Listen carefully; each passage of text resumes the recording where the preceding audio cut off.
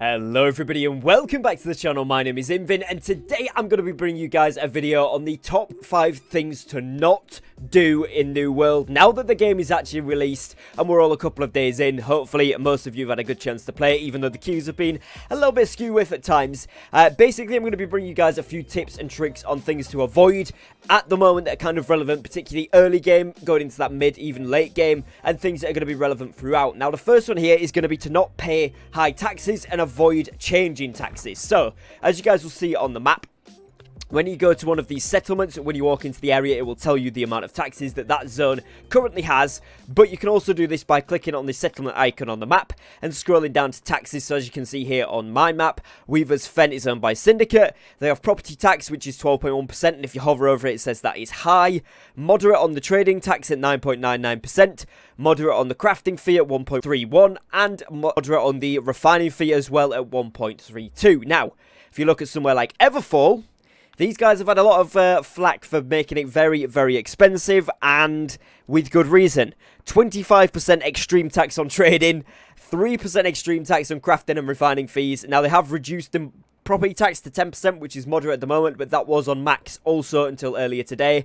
So these guys are running a little bit of a tyrannical rule on Everfall there, but they have just won the battle, and unfortunately, we've rolled Covenant as well, so we can't fight them. Although it's not too much of an issue. They are making a bit of money, but it's what it is. They're getting prepped for the game. Now, we have one down here. We've got all ours on medium as well. So if you look at it, it will say moderate, moderate, moderate, moderate. That is mainly because nobody is using a Requarter yet. We've kind of invested for the late game. We're getting the stuff leveled up. But yeah, if you look at somewhere like maybe Windswood, they've kind of got theirs all on pretty much low. So low, average, low, and low. So a lot of people are going to be using Windswood on our server, so you want to be making sure that you're paying the lowest taxes possible for obviously the location you're in. So if you're crafting, obviously you're going to go here, and to be honest, on our server, Windswood's the lowest price one in the best location, so most people are doing most things there. But obviously, as well, be aware, like I said there, these Everfall people had this at max yesterday. Now it's moderate, so maybe they're hoping people buy houses here in the next day or two, and then whack it back to full. So avoid the changing taxes as well, as that's going to be a really, really important other thing to look out for. Now, another thing that you're going to want to make sure you're doing when you are in game is actually making use of the trading post, and not only making use of the trading post, but not overpaying for items. This is easily done if you're not aware of how the trading post works. So I'll show you guys here. Go up to it and interact with it, and you can see all the items which you could sell and buy, etc. You can type in what you'd like to do, or filter it by weapons, tools, and all that good stuff. Now, one thing, let's say, for example, I wanted a star metal mining pickaxe. We can click on that one there. You can see there are no existing sell orders of that one right now at Weaver's Fen, because obviously it's pretty early doors. But if we go to the top and look at all settlements, it will tell you all of the prices and all of the ones that are available. Now, this is really good because it means, first of all, you're not going to get massively overcharged. If there's only a slight bit of difference and it saves you the convenience of having to go somewhere else, then by all means purchase something there. But if you can get it for a bigger, much cheaper price somewhere, then you're probably going to want to go for that. Now, one example of this, look, is you can get this pickaxe right here at Windswood with a stat on, so durability stat. Okay, it's not the base one, but it is decent, versus just getting a regular one at Windswood for the same price. Now, all of these are currently been sold at Windswood, so you wouldn't actually go anywhere else, but you could also get for 500 more, one with Prospector's Discipline and Azoth Extraction on as well, which is really, really nice. Now, if we look at something maybe a little bit before that, so maybe let's look at steel. So let's look at the steel mining pickaxe, and this one, again, now you can see, if we look at all of them, Monarch's Bluff is going to be your cheapest. Just get a flat steel pickaxe. That'll be 40 gold as opposed to let's see where the next one is. Windswood's cheapest one is 59, so it just shows you if you go to Monarch's Bluff, you save a bit of gold, and albeit that's not as much, but when the server starts heating up with a lot more star metal tools and such, you're going to save a lot when it's 1,500 versus maybe 1,300.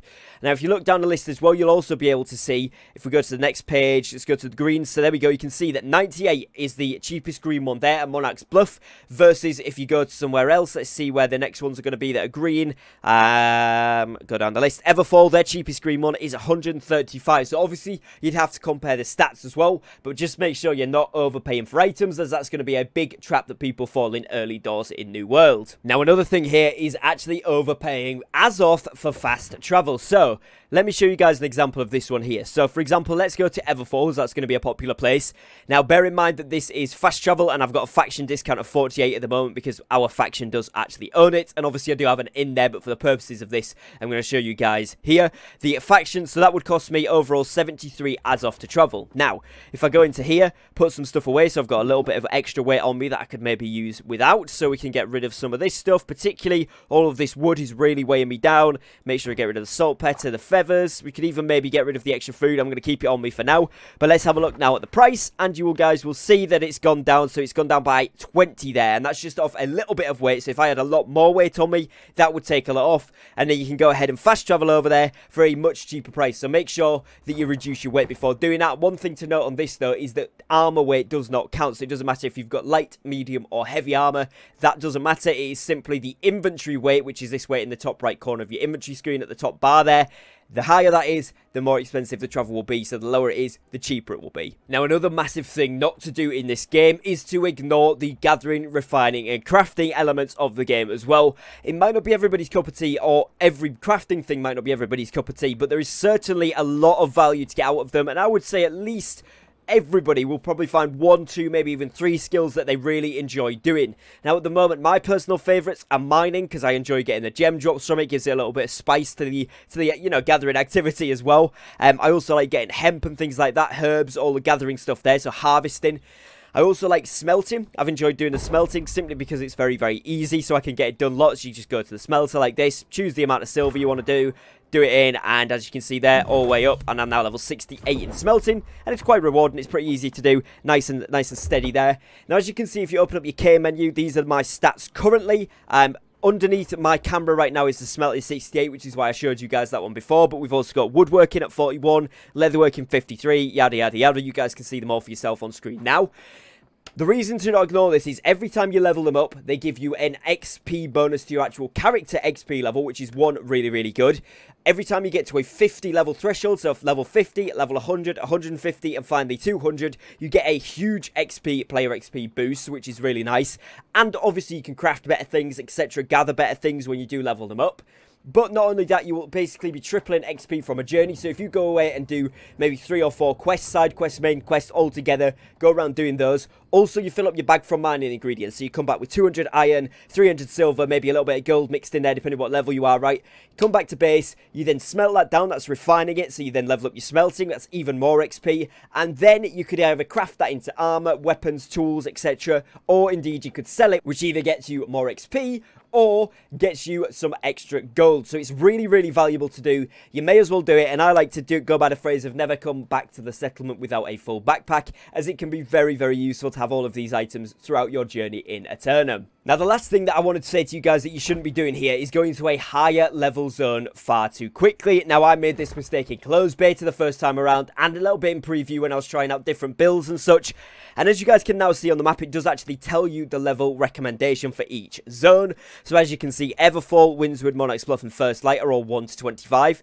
Then when you get to 25, or 26 rather, to 35, you've got Brightwood, Weaver's Fen, and Cutlass Keys, so you guys can kind of go around those areas. You will see Weaver's Fen, however, is up to level 40 there, so it's kind of like a more mid-level sort of zone there. Then when you kind of get to 41 plus, you're looking at Restless Shore. That's going to be good. You've also got Morningdale at 45. You've got Ebonscale Reach at 51. Reekwater at 58 to 60 plus, and then 51 Eden's Grove, 41 Great Cleave, and of course Shattered Mountains at 60 plus, being the highest level one in the game. Now, the reason you don't want to go to these zones too early on is basically threefold. One, you're not going to be able to do damage to the mobs. They are going to be skulled if they're too many levels above you, which means you will get instantly killed by them if they do get in your way. The other thing is that your gathering and skinning skills, stuff like that, so you're mining, all of that stuff, all your gathering, crafting skills are not going to be leveled up enough to gather the resources in those zones. So as you go to higher level zones, obviously you'll still see things like hemp and iron, but you'll also start to see a lot more things like silkweed and like wire fiber, which you will see in the lower level zones, just at less frequency. But as you can see, silkweed is required level 100 and wire fiber is 175, and that's just on harvesting. If we go to something like mining, for example, star metal, you need to be a level 100, lodestone 105, platinum 110, orichalcum at 175, or orichalcum, apparently I was told it's pronounced there. So either way, you always want to level up your gathering skills so that you can make the most and the most XP, like I mentioned in the previous tip, out of these areas. And the final thing here is that actually doing the side quests in lower level zones is going to be very, very beneficial, because it's going to mean you're actually at an accurate level level. As you guys can see, if I go into the main story quest currently right now, it's saying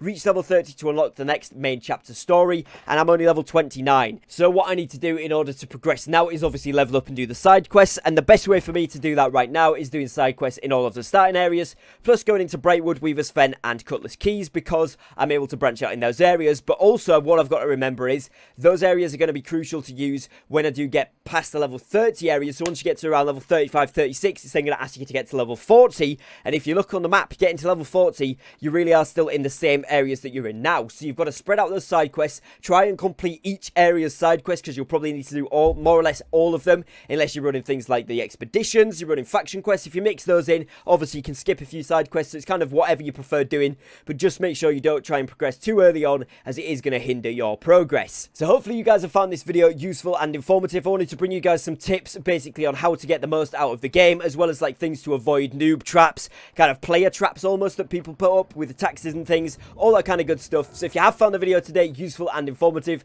please do leave a like on it down below, as it really does help me and the channel out. If you are new here to the channel and you'd like to see more New World content, and please do consider subscribing down below with the notification bell on, so that you don't miss out on any content that I upload to the channel. If you would like to join the Discord community, then head over to the link that will be in the description and the comments down below. And if you would like to support me directly here as a content creator on YouTube, head over and click the join button just below the video. You'll see the membership options we have available. Other than that, I will be going live again on Twitch. I'm live streaming every single day, so if you guys want to follow me, the link for that will be in the description and comments as well.